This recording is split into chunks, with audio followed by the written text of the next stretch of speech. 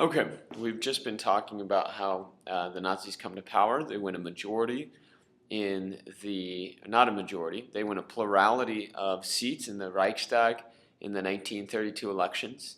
And Hitler is then, in 1933, asked to be the chancellor after a series of chancellors are unable to get support from the majorities in the Reichstag.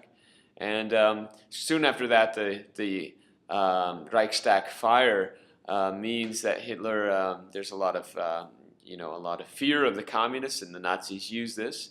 And the Reichstag passes the Enabling Act, which gives Hitler the power to rule by decree. And so now Hitler implements all these laws, basically consolidating power in himself and in the Nazi Party.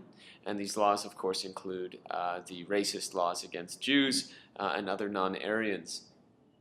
But Hitler's not just known for what happens internally in Germany, but also, of course, his foreign policy, right? Hitler, we can say, creates or causes World War II. And so whereas the cause of World War I is this convoluted series of different things, this nationalism, militarism, imperialist tensions, and all these, fear of Germany, all these things sort of caused World War I.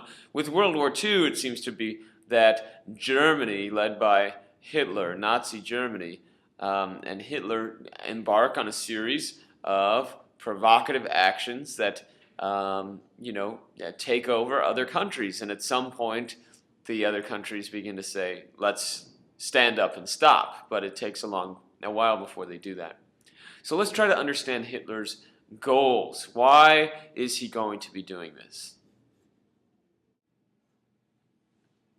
Okay, so now let's look at this, what I've written on the board, a couple of the key goals of Hitler when he's in his foreign policy. First, he wants to unify the Germans in one single state. This is sort of that old sense of nationalism, the idea that Germans should live together in the German state, right? And we saw 100 years before Hitler, the Germans were separated in all these different states, and then with the creation of the German Empire under Bismarck and Kaiser Wilhelm, in 1871 we have the creation of the German Empire. Not all the Germans are in that empire, right? Some, like the Austrian Germans, are left outside of it, but most are. But of course, the German Empire collapses in World War I when it loses, and so therefore a lot of Germans are separated into all these different states that are created in the Treaty of Versailles in the aftermath of World War I.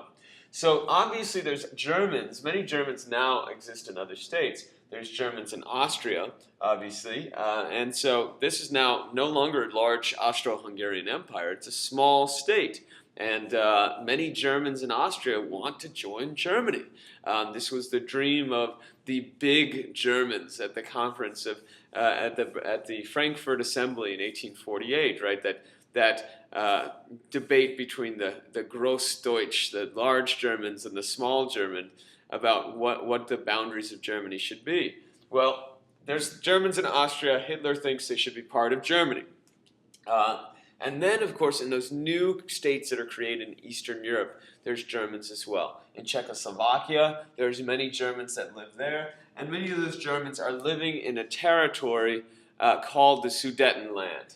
The Sudetenland, S-U-D-E-T, Sudetenland. Okay, and this is a territory right next to Germany. And so let's look at a map right now and see where this is.